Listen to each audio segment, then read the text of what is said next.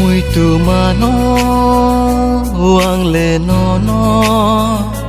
hầm giặc mà phơ đường mà nó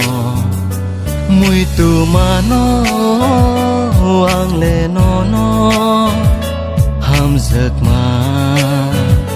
phơ đường mà nó nương nó bùi lá nương nó bay tha nương nó bùi lá nương nó bay tha ani ham giấc mà ani ham giấc mà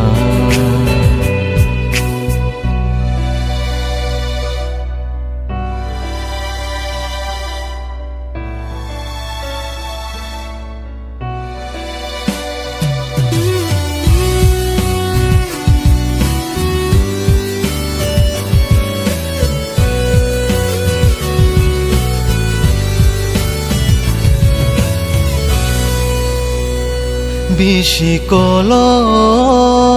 lai thangka nung bayani ham sak ma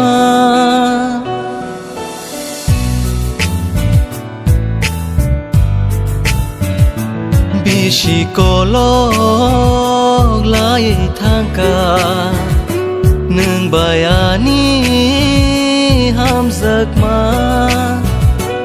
ta buộc bia cứ mãi thang cả nương nó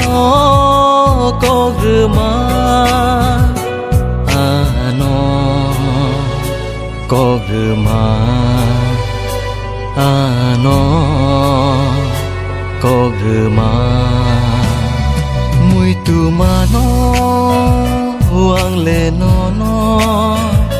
hầm giặc mà phơ đường mà nó mùi tu mà nó hoang lệ nó hầm giặc mà phơ đường mà nó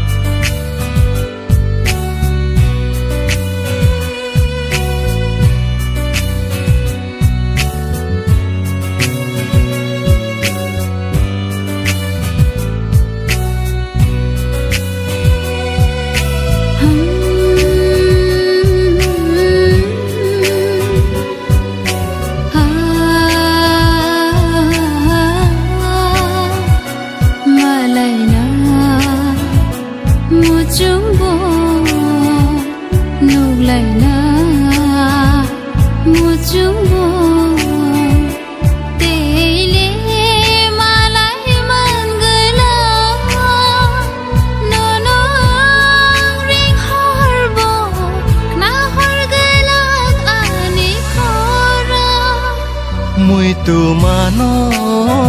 hoang lệ nó hầm giặc mà phơ đường mà nó nương nó bùi lá nương nó bay tha nương nó bùi lá nương nó bay tha ani